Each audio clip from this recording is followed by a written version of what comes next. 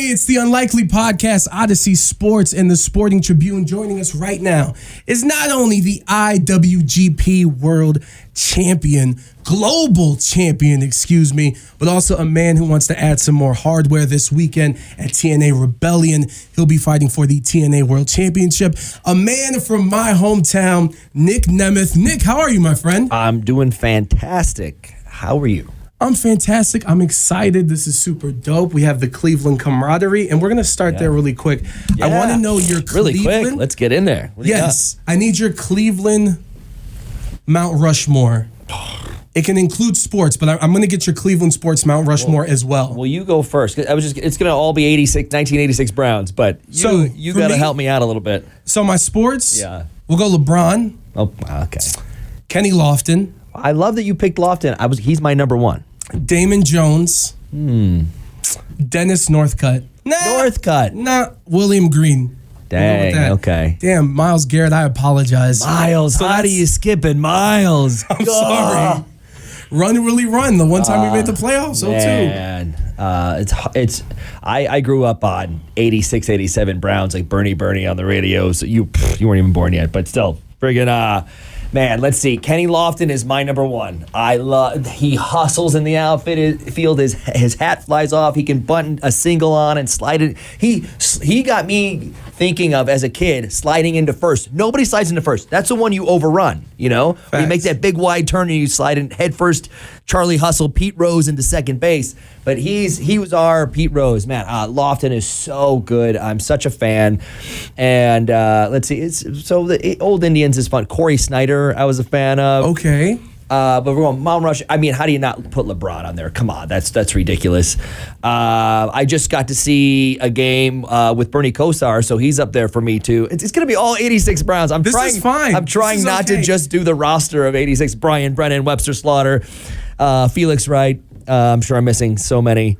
There's two names. There's three that I'm wondering. Like if we have to do a triple threat, it's like a lot of people put Jim Thome. I hate Jim Thome. Wait, why do you hate Thome? I'm leading the witness. The three names is Jim Thome, Zadrunas, and Omar Vizquel. Ooh, even Sandy. Too. Yeah, Sandy stuck around because he's been coaching still for a long around time. Coaching.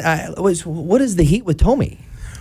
I thought he was LeBron before LeBron. And that worse, he married some girl from Parma, and then he took his ass to Philadelphia. He took his talents to Philadelphia. Yeah, what is this? And the worst part is he didn't win. I'm so thankful that like when he left, that's when Ryan Howard came for the Phillies and they won that World Series where they had Cliff Lee, another one of our guys. But then he went on and he played for like 50. I'm pretty sure he's played for every team in the Central. The White Sox, the Twins. He hasn't played for the Tigers. So that's my whole beef with Thome. Yeah, but and sometimes it totally works out. Like I accidentally did 19 years with one team, but like sometimes it doesn't make sense to be there. You know, sometimes you're like, hey, 10 years in, they're going in a totally different direction. I would do much better. Instead of going to the Yankees, I will go to, let's see, I'm trying to think, Tennessee, Nashville. There's no. No, you right now, you are like. You've been you can go wherever you want. Yeah, I go to Tokyo and play baseball. You name it. So I don't. There's no problem with Thome, and especially when he's someone that when you do see him doing Cleveland stuff or back in town, like he loves that. Like we love him, you know. And it's so easy. Not everybody, obviously, but it is so easy to like hate on somebody for leaving or like just being mad. Like when they took the team away to Baltimore, like I hate this. I'm sure it was some kind of a business decision. It did catch us off guard, clearly, but that's how Cleveland is. You know, it really it's like dirt on your face, trying to get back up and represent the tough city that you're actually from, and things like that. Like so, I might put Thome on there, but I definitely Kenny Lofton number one, Bernie Kosar number two. Man, I love so many guys. I love the fact that this is like a thing. Mark Price, let's throw him in there. Larry Nance. All the 86 teams when I was a kid, and they were good. It's not just like, oh, that's the nostalgia. They were great. Yes, Hot Rod Williams, Brad Doherty. Elo's the guy that if you don't know him, you see him in the shot that Jordan makes on us when everyone shows that the shot. So before Ross kicks us out to be like, why are you guys just talking? And I'm a big defensive guy too, so I go safeties and cornerbacks because that's my size. But anyway, there's some wrestling coming show. Back all the time. Hayden, he went to Pittsburgh. We're supposed to hate his guts, but we don't because he's another one who comes back and goes represents Cleveland. How do you hate that? Quick question on the Cleveland part. LeBron James, when he left, how did it affect you? I did not throw $300 jerseys into a garbage can and light them on fire. I'll tell you that much. Most of my stuff were the season before TJ Maxx or Marshalls because I'm no sucker, but also I wouldn't have burned it. I go, oh, this is a big elaborate thing that kind of sucks for Cleveland, but it didn't ruin my life. They had security watching his house because that's how we're loyal. It's almost like wrestling fans. They're so loyal, but the second you turn your back on them, or if they see it that way, dead to them. You're done. That's it. And of course we would have welcomed him right back the next We season. threw a parade for him. Yeah. We threw the whole parade in Akron. Yeah. By the way, that much like our unfeated Brown season where we threw the parade. Yes, because that's amazing. What Cleveland is. We couldn't get one win, so we had a parade. Classic us. That's amazing. That LeBron thing, that happened on my birthday, and I don't want to tell you what I did. Let's move on into some wrestling. Yes. Let's talk a little wrestling. And you've talked a lot about how you were not only 19 years with the WWE, but you were kind of the Iron Man, Cal Ripken, dependable and always there, always stealing the show. I'm curious, I was a little surprised because of everything that you do, even outside of the ring, comedy and everything else. I was like, he didn't take a break. He went right into it. Was it kind of one of those things of like, no, the leash is off of me. Now I'm going to finally explore? No. So everybody has said this for years. They're like, oh, I'm finally free. I can do this. I'm not being held down. That was not the case. Clearly, they went a different direction than making me one of their top guys. That's totally part of it. But I also was in case of emergency, break glass for a world title match, and this guy walks in and the entire crowd's going to believe it.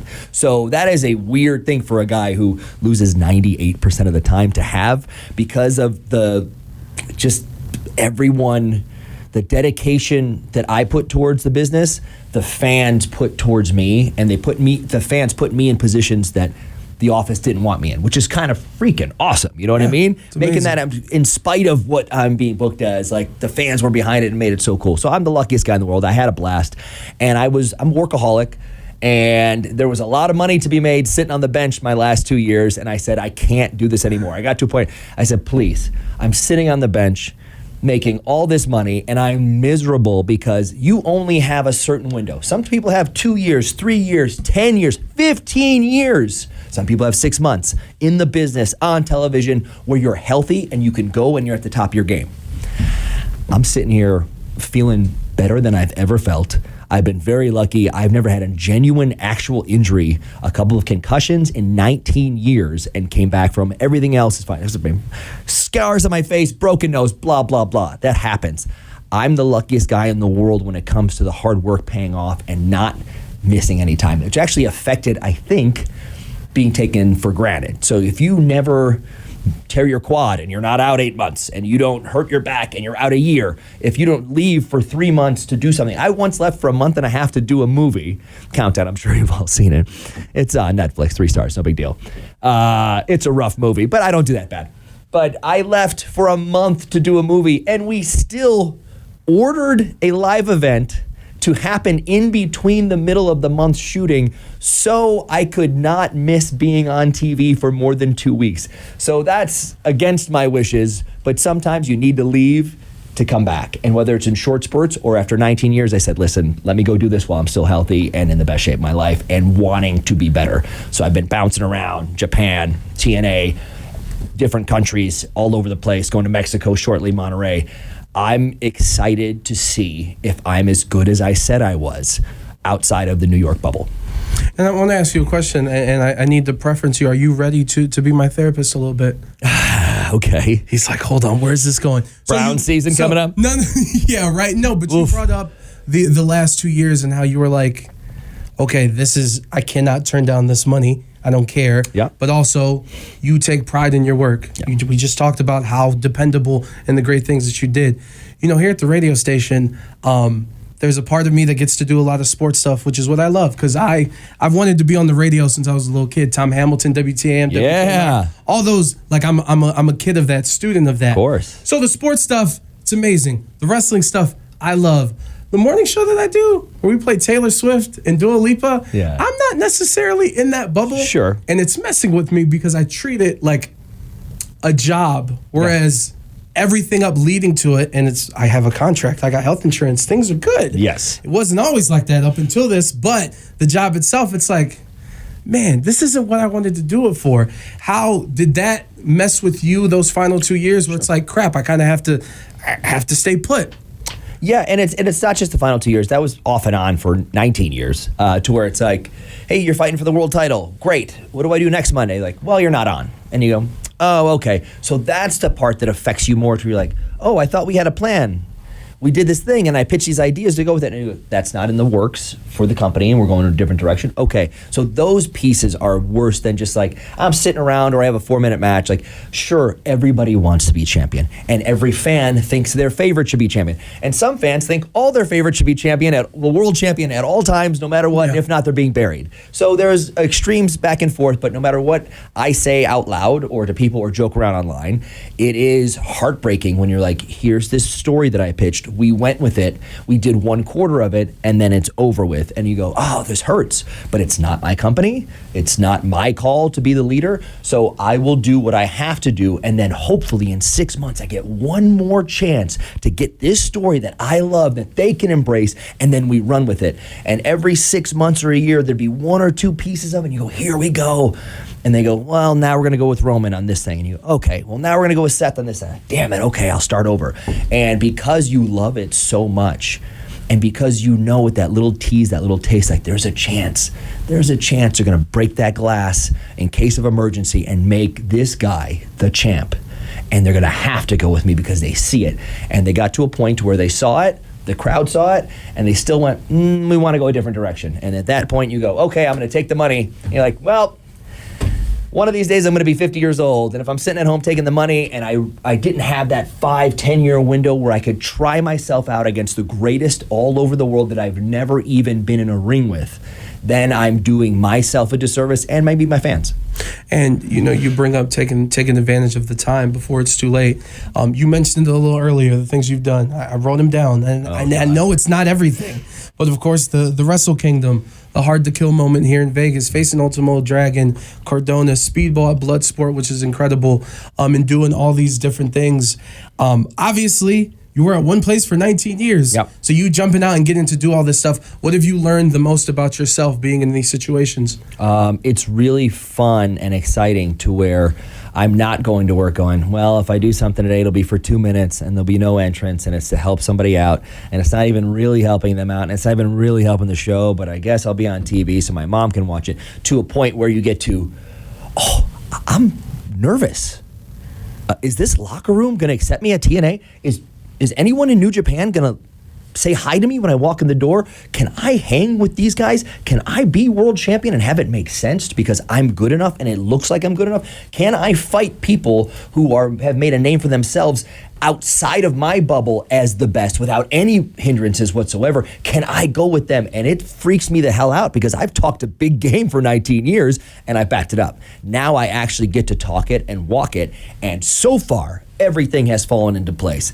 I've adapted to the Japanese style. I've adapted to the independent style. I've adapted to TNA style, but I still have that 101 New York, how a card and match and story should be burned into my brain, so it'll always be in the background, and you give your audience what they want to see. If you're going to do stand-up and you're here to tell everyone about your Chipotle and Tinder jokes, and you walk in and everybody's got a Brock Lesnar and a Kevin Owens shirt and a DX shirt, you go, I'm doing my wrestling jokes today. And you walk in and everyone's got polo shirts on, you go, okay, I guess I'll do my Gap bit. So know your audience and adapt. And I've done that slightly for 19 years, and now these last couple months I'm actually adapting to completely different styles. And the time I don't deliver, though, not only will I know, all the fans in the crowd, the audience online, the world will let me know because they can't wait to let me know. And I appreciate that. But that day has not come yet, and hopefully it's not for a long time. And you talk about adapting. I even just got to ask you, because we both just got back from Philly, that week being there and not being a part of WrestleMania, but being very involved with Speedball, WrestleCon, all the things that you did. How was that? It was awesome. And I am a heartless person. And I famously say I don't watch wrestling. But it is heartbreaking to not be a part of the biggest show in the world that week in Philadelphia with all the fans there, seeing how excited everyone is and being on the outside. And I've done it before where I didn't have a Matchmania, but I still did 15 hours of media every day leading up to like, hey, you guys can't wait to see this Brock Goldberg match, huh? Yeah, isn't that great? And it's like that kind of stuff, but you're still a part of it, but you're yearning to possibly like, can I be on that stage? Can I get an entrance? Can I feel what it's like to be in front of them? And you don't get to. So it was a little heartbreaking, but also the rest was seeing all my old friends. That's what it's all about. I mean, seeing guys, having a cold beer with them, going to the 2300 arena, watching the reunion show of the ECW guys, fighting in the 2300 arena against Joey Janela, having the blood sport match, meeting all these fans, seeing people I haven't seen in 20 years, and then meeting all the people that possibly I'll be wrestling over the next couple months and years is awesome, man. What a great weekend. I just love that WrestleMania used to mean it was WrestleMania for a night, and then we'd do some media a day or two before, and we got to a point where I was doing the only comedy show, and there was one independent show and a Ring of Honor show, and then that was it. And now every day of WrestleMania week has WrestleCon, a comedy show, an afternoon show, a 9 a.m. show, a 2 a.m. show, and you have all these options just because of what WWE has done. That makes it so much cooler for the entire wrestling world to absorb and get to all these functions and events and see your favorites outside of their bubble. Doing Bloodsport scared the hell out of me even more than anything else. I hope I can hang and make this work. And we did. It was great. And Bailey was awesome and so great to work with. You guys in the ring, as much as possible, who's ever in charge, who's ever listening, please, as much as possible. And when it comes to Hard to Kill, to bring it back to the Palms, where you'll be at TNA Rebellion this weekend, tickets, Ticketmaster.com. I want to ask you, because, you know, wrestling, it's wrestling, it's sports, and whatever popular TV show is having the moment that we have to watch live. And it's so unique. And the other thing about wrestling that makes it unique are these surprise moments. You had a hell of a one. At the Palms when you came out. Before I ask you specifically about being there, standing on top of that railing with all the TNA fans running towards you and everyone being shocked, the process of, was it hiding? Did you fly into Anaheim and drive 4 hours? Were you at the Palms Hotel? Like, what was the process before that leading up to it? I won't get too in depth into it, but yes, I was secretly brought here in a certain different area, stayed nowhere near the Strip and nowhere near the TNA and nowhere near anybody, and was secretly escorted into the building 2 matches before the main event to hide in a small room and wait for it. But even that, all that's so exciting to me and so fun and wild, and it's freaky. It's so cool. But then also you get there, you're like, I get to have this moment that I wanted to have, that you dream about as a kid, having this big moment that, like, the pay-per-view goes off the air and it's you and it's your time. But also you go, that main event match and the card killed. The card was great. Everybody did great. And the main event match was awesome and they delivered. And you go, what if I have one thing to do? What if I mess this up? What if I slip getting in? What if everybody just goes, oh, that guy, like, okay. You standing on that railing. I was like, hold on a second, bro. That might be slippery. Someone's beer might be. Like, you never know. And I grabbed onto a few different people, and they were very helpful to help me out. And I also ruined a very nice vintage Motley Crue shirt that I have to reorder. I got to remember to reorder that. One of my favorites, so squishy. But it's, you start getting to a point of, this is going to be awesome. It's going to be like, you have one thing. What if you slip? And what if you mess up? What if you go to hop the guardrail and you fall down and you start thinking of all these pieces, like, no, this has all come through. This is going to help the business. It's going to help TNA. It's going to get everyone talking just a little bit more than they were about the pay-per-view, Hard to Kill, and the new champ. And then I got to slide in there, and I felt everybody realizing, we know this guy. We're so glad he's here. This is awesome, because you don't know that that's going to happen. It doesn't matter where you are or where you go.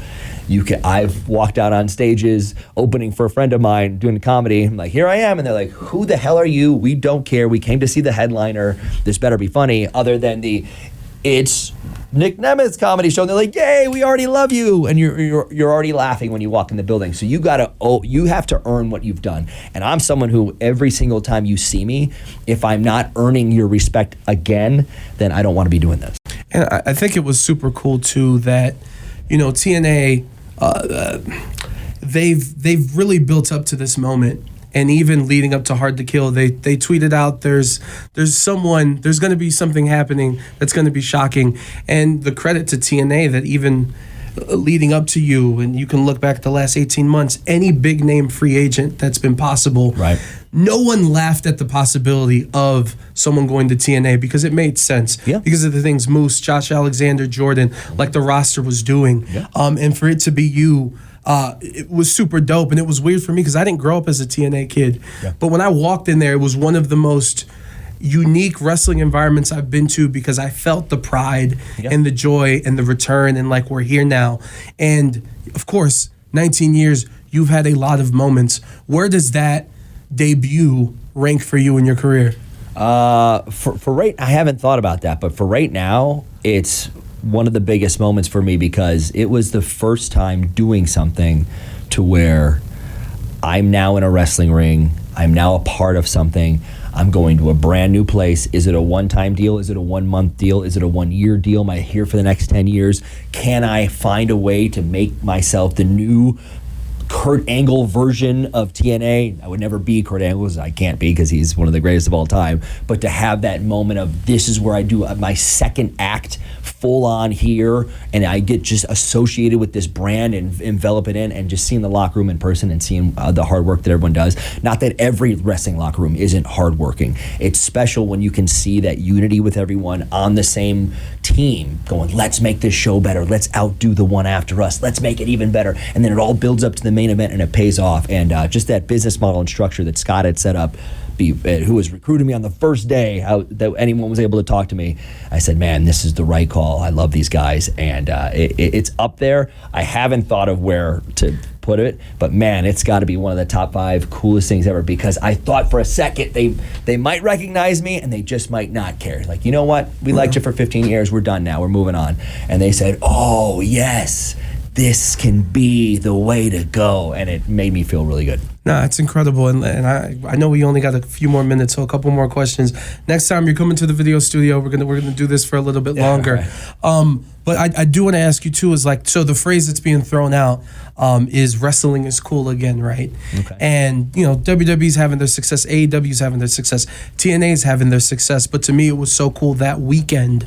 Not only was Hard to Kill going on in Vegas, I believe a New Japan Strong Show was happening in Cali, and it was cool for, you know, all the people that got released, and you know, these moves, like, no, they were the ones getting the attention, and the top's always going to be the top and get the most attention. Right. But the fact that everyone is eating and the pie is like being ate by everyone, do you take pride in, you know, you and Ali and AJ Francis, to name a couple, like the way that the impact that you guys have made leaving from where you guys were? Yeah, and I hope it, and so far it seemed to be hugely impactful, and that's great.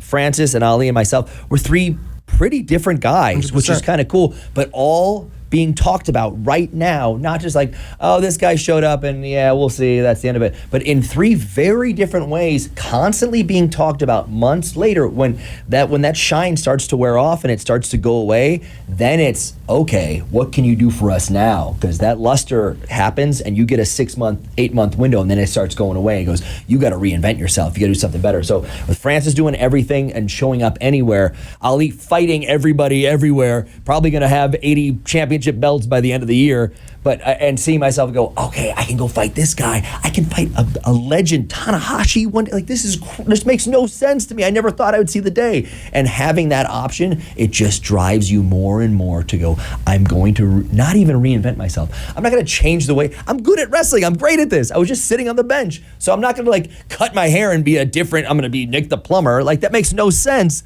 You're still going to get me. But when you say, I'm the wanted man, because the first day I was out of WWE, my phone melted and shut down, and I had to turn it off and get a new one because so many people reached out. I was not prepared for that, but it made my day. I go, okay, I am wanted elsewhere. Let's make this all happen. Let's go as fast as we can. That's crazy for you to say that you weren't prepared for that. But I guess it's humble, but I just want you to know you are appreciated and you're very good at what you do.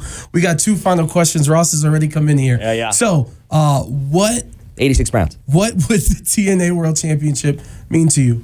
The history and everyone who's had that belt. Yeah, knowing the history. And then I got to know Robert Roode pretty well, and I still do. And he's so good at wrestling, and he's so smart about it.